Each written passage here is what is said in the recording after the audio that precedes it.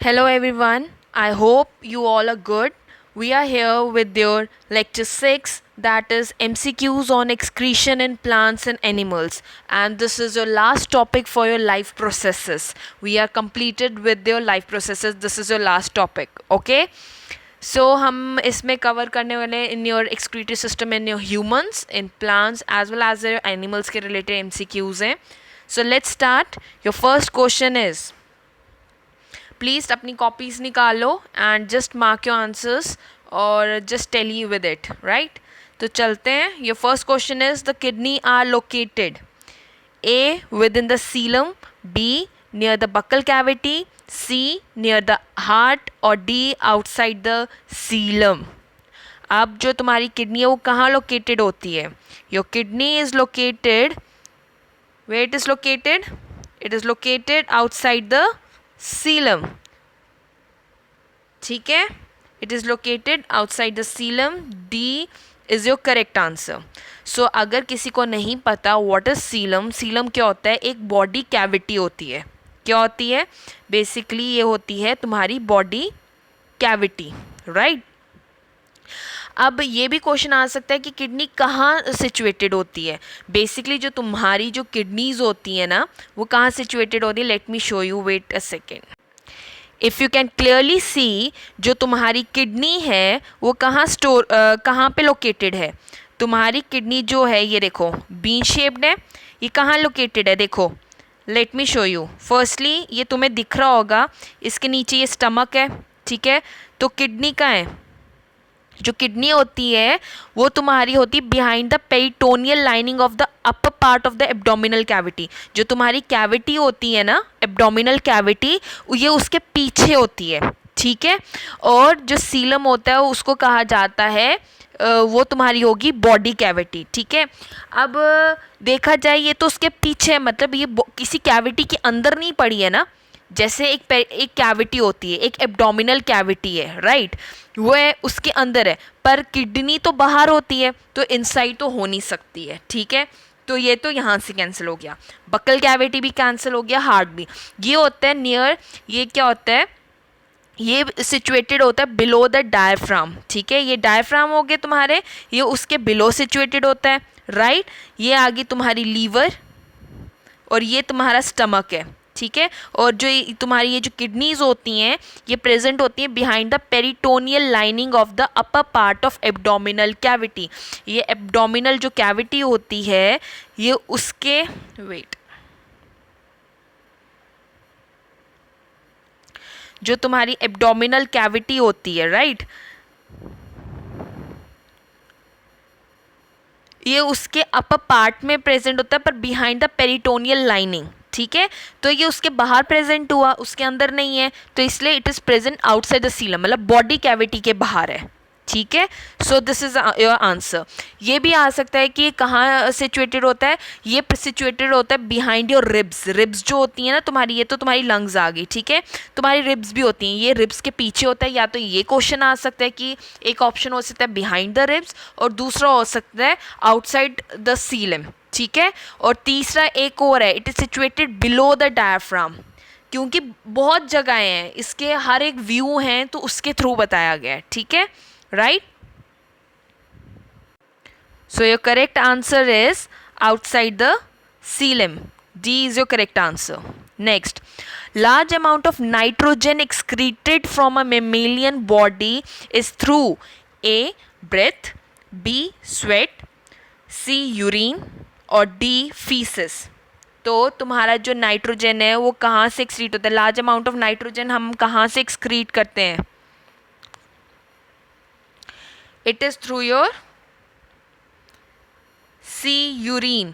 Urine के थ्रू तुम्हारा जो नाइट्रोजन है वो एक्सक्रीट आउट होता है. So C is your correct answer, ठीक है? चलें नेक्स्ट.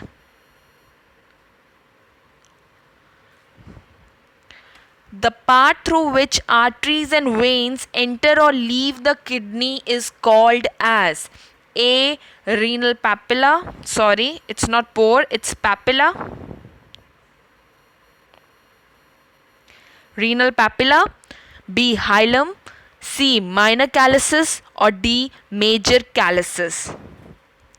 तो तुम्हारा जो आर्टरीज और वेन्स हैं वो कहाँ से एंटर करती हैं और कहाँ से लीव करती हैं with in a kidney? Renal papilla से, बी हाइलम से, सी माइनर कैलिसिस से, या डी मेजर कैलिसिस से? So your correct answer is B hilum. क्या है? B hilum is your correct answer. ठीक है, जो बेसिकली जो तुम्हारा हाइलम होता है ना, हाइलम क्या होता है? ये तुम्हारा एंट्री और एग्जिट पार्ट है जो सर्विस करता है किडनी के लिए। ठीक है, यहाँ से एंट्री होती है और एग्जिट होती है तुम्हारी सारी वेसल्स की, तुम्हारी नर्व्स की, तुम्हारे लिम्फेटिक्स की, और एज वेल एज तुम्हारे यूरेटर की। ठीक है, मैं तुम्हें पिक्चर दिखा देती हूँ, उसमें तुम्हें रेनल पैपिला, माइनर कैलिसिस और मेजर कैलिसिस भी बताऊंगी। ठीक है, कि एक थोड़ा सा तुम ओवरव्यू ले लो कि इसका एक जब सेक्शन करते हैं, नेफ्रॉन तो तुम्हें पता था, है ना, नेफ्रॉन एक यूनिट किडनी के बारे में तुम पढ़ चुके हो। ठीक है, अब एक इसके अंदर भी इसके पार्ट्स होते हैं।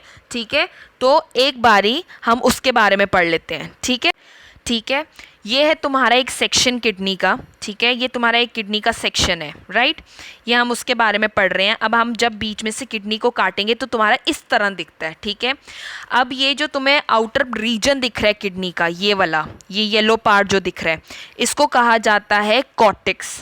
ठीक है, और ये सारा जो ये अंदर वाला वाइट कलर का पार्ट है, इसको कहा जाता है मेडुला। ठीक है, पहली बात, कॉर्टेक्स और मेडुला, एक चीज़ ये क्लियर होगी। ठीक है, अब क्या होता है तुम्हारे मेडुला के अंदर, ये क्या होते हैं? पिरामिड्स होते हैं। ये देखो फैन शेप्ड लाइक स्ट्रक्चर्स दिख रहे हैं, ये है ना। तो ये क्या होते हैं?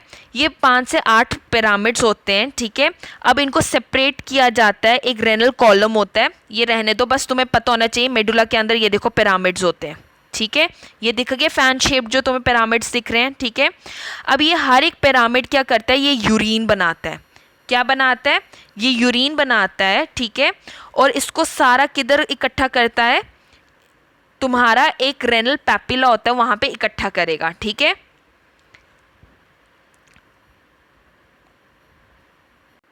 ठीक है, ये इकट्ठा करता है। अब ये जो यूरिन ये बना रहा है, वेट, ये जो यूरिन बना रहा है, ये जो पिरामिड्स हैं मेडुला में यूरिन बनाते हैं, इनके पास क्या होता है? ये पहले इकट्ठे होते हैं कहाँ पर? माइनर कैलिक्स में। कहाँ पे? Minor calyx. फिर माइनर कैलिक्स इसको लेके जाता है कहाँ पर? इन सब के पास ना अपना अपना एक छोटा छोटा सा होता है जहाँ पे वो इकट्ठा करता है, उसको कहते हैं माइनर कैलिक्स। फिर वो माइनर कैलिक्स एक बड़े में जाता है और उसको कहा जाता है मेजर कैलिक्स। ठीक है, फिर ये जो सारा कुछ है, ठीक है, फिर ये क्या करेगा? ये कनेक्ट करता है तुम्हारे पेल्विस को, ये नीचे जो तुम्हारा पेल्विस है इसको कनेक्ट करेगा यूरेटर से, और ये यूरेटर में जाके तुम्हारा यूरिन जाएगा। ठीक है, ये यहाँ से होता है।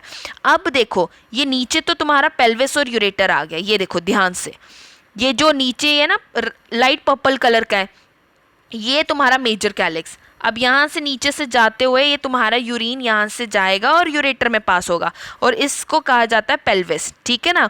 ये ऊपर क्या है? ये क्या है? ये जो डार्क पर्पल कलर की जो मैं ये अभी निशान मार रही हूँ, ये तुम्हारी आर्टरी, और नीचे होती है वेन। ठीक है, और इनको कलेक्टिवली कहा जाता है हाइलम। क्या कहा जाता है? जो आर्टरीज होती हैं जो अंदर जा रही हैं, जो तुम्हारी वेन्स हैं, जो वेसल्स जा रही हैं या आ रही हैं या जा रही हैं, उनको कहा जाता है कलेक्टिवली, क्या कहा जाता है? हाइलम। तुम्हें बस इतना याद रखना है, ठीक है, जो मैंने तुम्हें एक्सप्लेन किया है। ठीक है, डन है? तो तुम्हें एक पता चल गया ना कि क्या क्या होता है। ठीक है, तो आर्टरीज और वेन्स जहां से एंटर या लीव करती है किडनी को, उसको क्या कहा जाता है? हाइलम। क्या कहा जाता है? Hilum. B is your correct answer. Now the outer part of the kidney is called, अभी मैंने बताया outer part of the kidney को क्या कहा जाता है? A cortex, B pelvis, C hilum, या डी ग्लोमेरुलस। तो क्या कहा जाता है? It is called as a cortex. और इनर पार्ट को क्या कहा जाता है? मेडुला। ठीक है जी। और मेडुला के अंदर क्या होते हैं? पिरामिड्स। पिरामिड्स में क्या बनता है? यूरिन। और यूरिन पहले माइनर कैलिक्स में जाएगा, फिर मेजर में, फिर पेल्विस से यूरेटर में। ठीक है, ये एक पैटर्न है जो तुम्हें याद रखने की जरूरत है. In amoeba, excretion takes place through the process of A. diffusion, B. infusion, C. uricotelic या D. none of the above. Excretion कैसे होती है amoeba में? A. diffusion is your correct answer. ठीक है जी. Now the Malpighian body is constituted by A. glomerulus only, B. glomerulus and efferent vessels, C. glomerulus and afferent vessels या D. glomerulus and Bowman's capsules. तो क्या होती है? What is your correct answer? Your correct answer is D. glomerular and Bowman's capsule. ठीक है, तुमने वो देखा है ना, ये याद है जो अंदर कैपिलरीज होती हैं, है ना? I hope you remember. इसको क्या, मैल्फिजियन बॉडी को क्या कहा जाता है? तुम्हारी फिल्ट्रेशन यूनिट भी कहा जाता है, फिल्ट्रेशन यूनिट कहते हैं. ठीक है ना, जहाँ पे तुम्हारी फिल्ट्रेशन होती है. ठीक है, विद इन योर नेफ्रॉन, है ना? या इसको मैल्फिजियन बॉडी भी कहा जाता है, इसको फिल्ट्रेशन यूनिट भी कहते हैं और इसको रेनल कॉप्सल भी कहा जाता है. ठीक है, ये वही पार्ट है जहाँ पे कैपिलरीज होती हैं, नॉट ऑफ कैपिलरीज प्रेजेंट होती हैं, जिसको क्या कहा जाता है? ये पार्ट क्या होता है? It is called as glomerulus. और ये जो बाहर होता है, ये डबल वॉल्ड जो वॉल प्रेजेंट होती है, ठीक है, जो फर्दर टिब्यूल में जाती है, उसको क्या कहते हैं? बाउमन्स कैप्सूल. क्या कहते हैं? बाउमन्स कैप्सूल. यहीं पे तुम्हारी फिल्ट्रेशन जो होती है, यूरिन जो ब्लड आता है, वो बेसिकली जो तुम्हारा प्लाज्मा है ना, वो यहाँ पे फिल्ट्रेट होता है. ठीक है, कहाँ पे फिल्ट्रेट होता है? Within your glomerulus and Bowman's capsule. ठीक है, अब एक चीज़ तुम्हें पता होनी चाहिए. अब कभी भी एक क्वेश्चन तुम्हें आ सकता है, ये एक्स्ट्रा नॉलेज के लिए, कि जो तुम्हारी राइट किडनी होती है वो स्लाइटली लोअर होती है. लोअर होती है क्यों? अगर तुम्हें क्वेश्चन आ जाए कि योर राइट किडनी लोअर होती है as compare to your left kidney, क्यों होती है तुम्हारी राइट किडनी लोअर? क्योंकि उसके ऊपर क्या प्रेजेंट होता है? तुम्हारा लीवर. लीवर की वजह से तुम्हारी जो राइट किडनी होती है वो नीचे होती है, क्योंकि तुम्हारा लीवर किस तरफ प्रेजेंट होता है? Towards your right. ठीक है, तो इसलिए जो तुम्हारी किडनी होती है वो थोड़ी नीचे होती है. ठीक है, done. The lungs are important organ for excretion of A ammonia, B water, C carbon dioxide और डी यूरिया. किसके लिए जरूरी होती हैं lungs? Important organ. For what?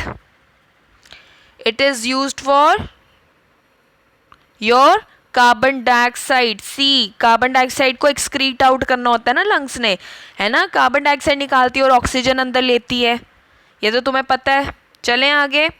Nephron is made up of renal capsule, tubule, both और neuron. किसका बना होता है? It's a very easy answer. Your functional unit of kidney किसकी बनी होती है? It is made up of both renal capsule and tubule. So C is your correct answer. Next, which vessel carries blood to kidneys? अब blood vessel के कौन सी vessel है जो कैरी करती है blood to the kidneys? A renal artery, B renal vein, C both A and B और D only ए.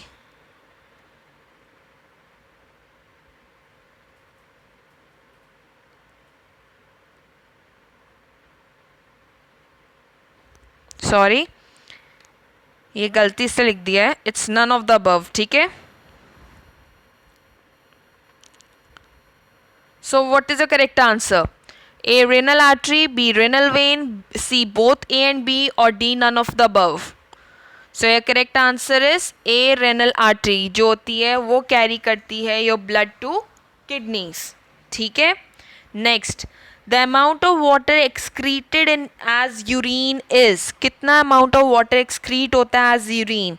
1.5 litre, 2.5 litre, 3.5 litre या 4.5 लीटर? जो अमाउंट ऑफ वाटर एक्सक्रीट होती है दैट इज 1.5 लीटर. देखो यहाँ पे तुम्हें एक बिल्कुल एक एवरेज लेके चलना है, ठीक है। It is mostly less than 1 litre जो होता है, जो वाटर एक्सक्रीट होता है यूरिन में, पर तुम्हें एक एवरेज लेके देना है। अब तुम्हें यहाँ पे 1.5 दिया हुआ है, राइट, तो सबसे कम लेके चलो। अब तुम्हें पता है कि विद इन 1 to 1.5 के बीच में ही है, ठीक है। तो 1 से 1.5 या आप तुम ले लो 0.5 से लेके 1.5 तक जो है तुम्हारा जो वाटर है वो एक्सक्रीट होता है। तो इसके बीच में जो भी टर्म आएगी और सबसे जो लीस्ट होगी वही तुमने लिखनी है, ठीक है ना। So A is your correct answer.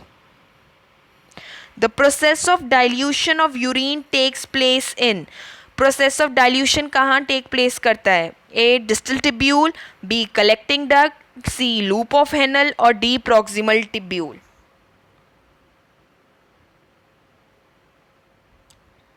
तो कहाँ पे डाइल्यूशन टेक प्लेस करता है?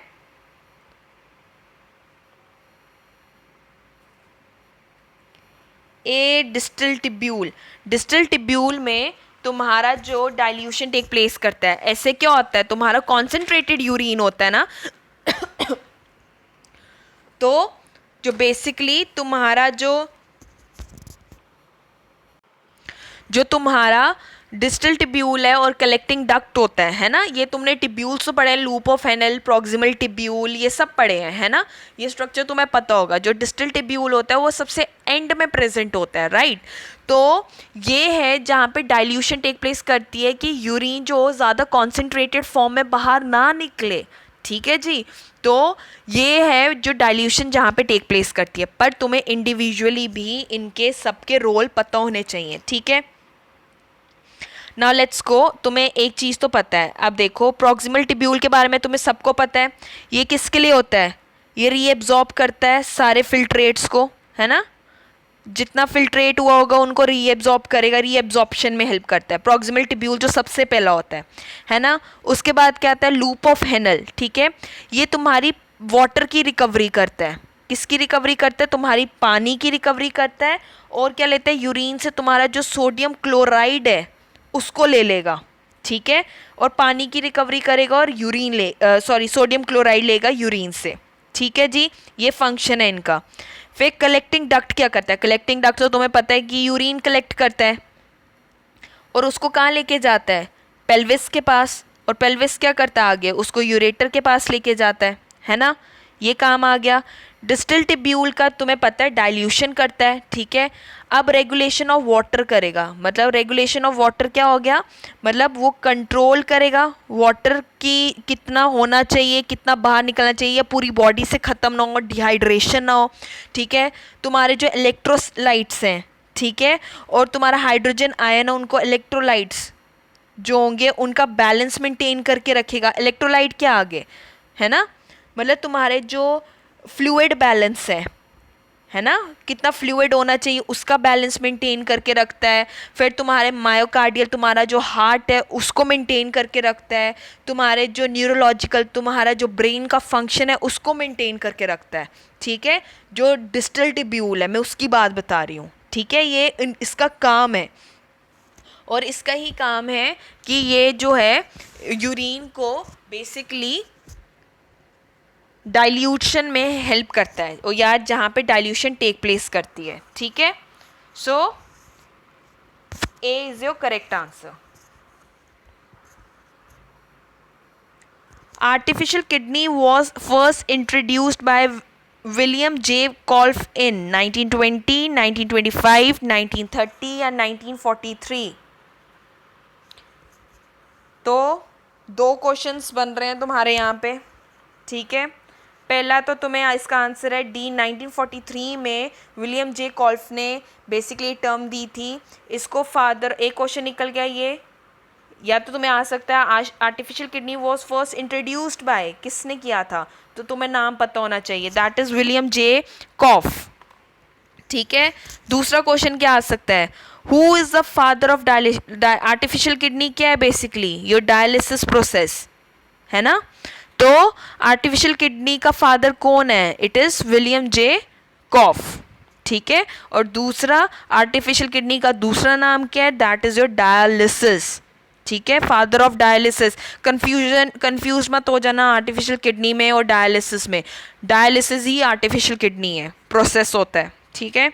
Next, the conversion of ammonium to urea is done by arginine cycle, fumaric cycle, ornithine cycle, या नन ऑफ द अबव।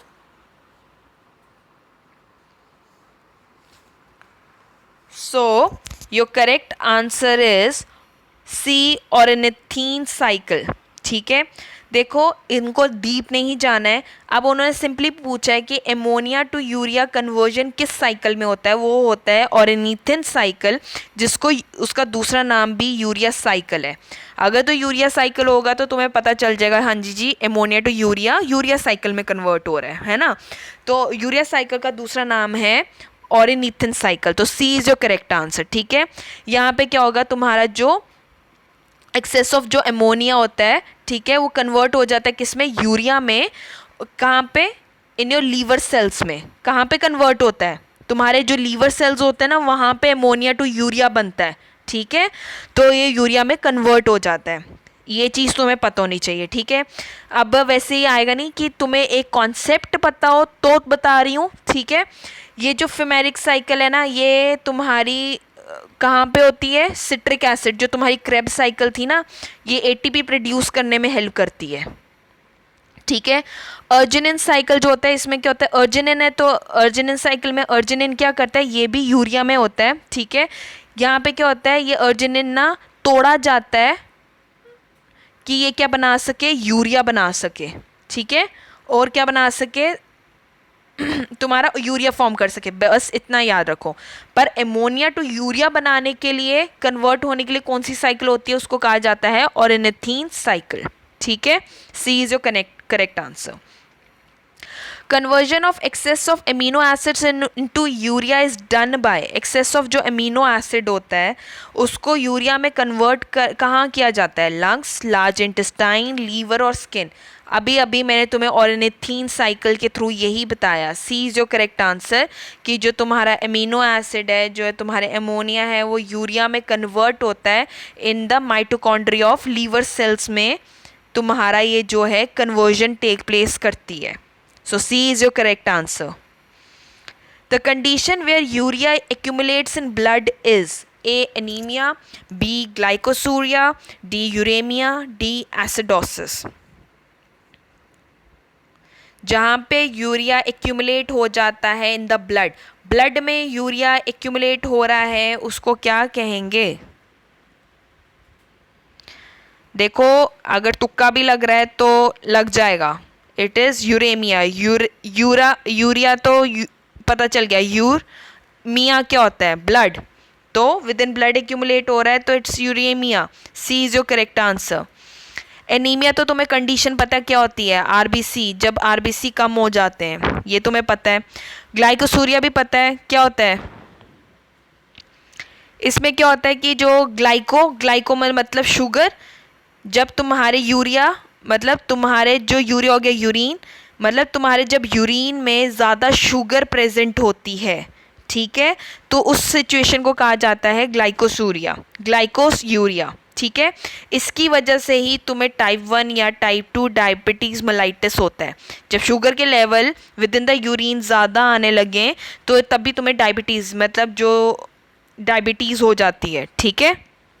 और एसिडोसिस क्या होता है, जब तुम्हारा एसिडोसिस हो गया, सिंपल सी बात है, एसिड की बात हो रही है, मतलब जब तुम्हारा एसिड बिल्ड हो जाए विद इन योर ब्लड में तुम्हारा एसिड बिल्ड हो रहा है। ये टर्म्स पता होनी चाहिए कि इन केस तुम्हें डिफ्रेंशिएट करना आ जाए, है ना, तो तुम एक ऑड वन आउट निकाल सको कि अच्छा कि तुम्हें लेस कन्फ्यूजन हो, ठीक है। The yellow colour of urine is due to, क्या होती है, कौन सी पिगमेंट होती है, A. Uric acid, B. Urea, C. Urochrome और D. Melanin.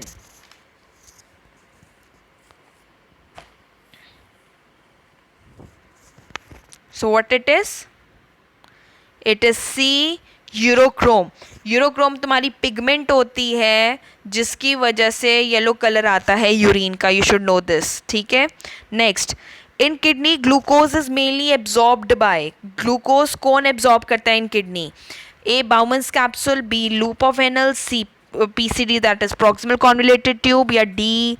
distal convoluted tubule. अभी मैंने बताया, अभी फंक्शंस बताए हैं इन चारों के। मैंने सबसे पहले यही बताया कि जो पीसीटी है वो ही है जो रीएब्जॉर्प्शन में हेल्प करता है, right. So C is your correct answer. Name the condition when concentration of ketone increases in urine. A. Turner syndrome, B. diabetic mellitus, C. sickle cell anemia और D. acromegaly. कब होता है? जब concentration जो ketone की होती है वो यूरिन में ज़्यादा हो जाती है। तो किस कंडीशन में होता है? It happens in B diabetes mellitus के केस में यूरिन में कीटोन बढ़ जाते हैं, ठीक है। अब ये बताती हूँ कि कीटोन होता क्या है। What is ketone? अब देखो, जब तुम्हारी बॉडी इनफ ग्लूकोज नहीं प्रोड्यूस कर पाती, ध्यान से सुनना, जब तुम्हारी जो बॉडी है ना वो इनफ ग्लूकोज नहीं बना पा रही है, तो क्या हुआ, उसको एनर्जी चाहिए ना, तुम्हें चाहिए ना, तुम्हारे सेल को भी तो खाना चाहिए। तो वो क्या करता है, वो बर्न करता है। अब सेकेंड सोर्स ऑफ एनर्जी क्या है ग्लूकोज के बाद, कार्बोहाइड्रेट के बाद? फैट। अब वो क्या करेगा, फैट को बर्न करेगा कि उसको एनर्जी मिल सके। तो उस प्रोसेस में जब वो फैट को बर्न कर रहा होता है तो वो क्या फॉर्म करता है, कीटोन फॉर्म करता है। एक सब्सटेंस फॉर्म हो जाता है जिसको कहा जाता है कीटोन, ठीक है। ये हमारे पास नॉर्मली ब्लड में प्रेजेंट होता है, पर अगर कीटोन के लेवल्स यूरिन में प्रेजेंट हों तो इंक्रीज हो जाए तो तुम्हें क्या हो सकता है, डायबिटीज़ हो सकती है, जिसको कहा जाता है डायबिटिक कीटो एसिडोसिस। क्या कहा जाता है नाम? डायबिटिक कीटो एसिडोसिस, ठीक है, ये भी कहा जाता है। समझ गए कि जब तुम्हारा ग्लूकोज नहीं आ रहा तो वो फैट को बर्न करेगा और उससे सब्सटेंस बनेगा कीटोन। अगर ये नॉर्मली ब्लड में प्रेजेंट होता है थोड़े अमाउंट में, पर ज़्यादा होगा तो ये करेगा डायबिटीज़ मेलाइटिस, और you can say diabetic keto acidosis. So B is your correct answer, ठीक है। चलें आगे। Amount of blood passes through the kidney per minute is, कितना ब्लड पास होता है थ्रू द किडनी एक मिनट में?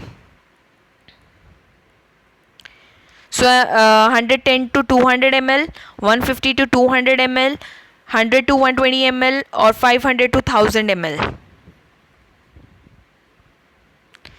तो कितना ब्लड पास होता है एक मिनट में? That is C, 100 to 120 ml per minute जो है तुम्हारा ब्लड पास होता है from the kidney. Next, a condition in which urine contains blood is called as or termed as A. creatinine, B. anuria, C. hematuria या D. ketonuria। Urea के related ही हैं सारे। तो कंडीशन जब यूरिन में blood आ जाए तो उसको क्या कहा जाता है? अगर टर्म पता होगी तो तुम अंदाज़ा लगा सकते हो। तो सी, हेमेट्यूरिया। हीम का क्या मतलब होता है? ब्लड। यूरिया का मतलब यूरिन, मतलब यूरिन में ब्लड आना। सी इज योर करेक्ट आंसर, ठीक है। कीटोन्यूरिया क्या हुआ? अभी बताया कि जब यूरिन में कीटोन्स तुम्हें दिखेंगे। एन्यूरिया क्या हुआ? जब एन्यूरिया हो गया जब यूरिन, किडनीज जो हैं वो यूरिन बनाना स्टॉप कर दें, मतलब किडनीज यूरिन ही नहीं बना रही हैं, ठीक है। और क्रिटेनिन क्या हो गया? जो वेस्ट प्रोडक्ट बनता है, क्रिटेनिन एक वेस्ट प्रोडक्ट है जो बेसिकली ब्लड से फिल्टर आउट होके ये किडनी में जाता है और ये पास आउट होता है थ्रू द यूरिन, ठीक है। ये एक वेस्ट प्रोडक्ट है। Now, in which animal the excretory substance is ammonia? Ammonia किसके लिए एक्सक्रीटरी सब्सटेंस है? A for camel, B human, C whale, D fresh water fish. तो एमोनिया किसके लिए है? किसका एक्सक्रीटरी सब्सटेंस है? फिश का जो एक्सक्रीटरी सब्सटेंस है वो क्या होता है? Bony fishes. तो उनका क्या होता है? इट इज एमोनिया, ठीक है। तो ना एक चीज़ तुम्हें पता होनी चाहिए, जितने भी एक्वेटिक एनिमल्स हैं उनका जो एक्सक्रीटरी सब्सटेंस होता है दैट इज एमोनिया, ठीक है, पहली बात। दूसरा जो तुम्हारे ह्यूमंस में एक्सक्रीटरी क्या होता है, यूरिया, ठीक है, जिसको यूरोटेलिक भी कहते हैं। और बर्ड्स में क्या होता है, यूरिक एसिड, जिसको क्या कहा जाता है, यूरिकोटेलिक, यूरिकोटेलिक, और इसको क्या जाता है, यूरियोटेलिक कहा जाता है। ठीक है, ये तुम्हें पता होना चाहिए, ह्यूमन, बर्ड्स और जो आगे तुम्हारे एक्वाटिक एनिमल्स। ठीक है, now what is glycosuria? What is glycosuria? Average amount of sugar in urine, large low amount of sugar in urine, high amount of fat in urine या low amount of fat in urine?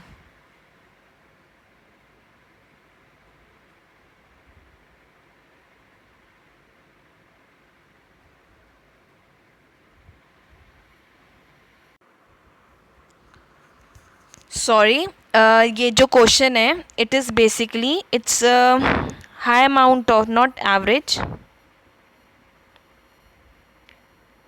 it is high amount of sugar in urine, low amount of sugar in urine, high amount of fat in urine or low amount of fat in urine. So what is glycosuria? ये हमने अभी discuss किया था, जब तुम्हारा high amount of sugar present हो in your urine. So A is your correct answer, average नहीं है, इट्स हाई अमाउंट। ठीक है, so A is your correct answer.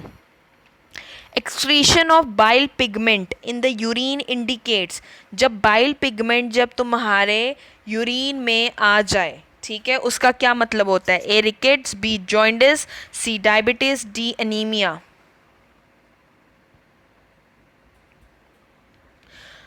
तो बाइल पिगमेंट जब एक्सक्रीशन में आए या कि जब तुम्हारा लेवल उसमें बाइल पिगमेंट ज़्यादा हो, तो वो क्या बताता है, तुम्हारे यूरिन में जब पास हो तो वो बताता है तुम्हें क्या है, जॉइंडिस। क्या है? It is jaundice. ठीक है, so it is basically jaundice. ठीक है, रिकेट्स तो तुम्हें पता है विटामिन डी डेफिशिएंसी से होता है, डायबिटीज़, शुगर लेवल ज़्यादा हो, एनीमिया, आरबीसी कम हो। जॉइंडिस ये होता है जब बाइल पिगमेंट होती है बिलुरुबिन, जब बिलुरुबिन एक होता है, जब बिलुरुबिन पिगमेंट जो होती है उसके लेवल्स इंक्रीज हो जाते हैं, तो उसकी वजह से तुम्हें जॉइंडिस होता है। ठीक है, B is your correct answer. In nephron where does maximum reabsorption useful substance take place? ये हमने पहले भी क्वेश्चन कर लिया। So what it is, PCT, DCT, Henle's loop और glomerulus? So it is PCT, A is your correct answer. ठीक है, अब एक क्वेश्चन जहाँ पर हमने बात की थी कि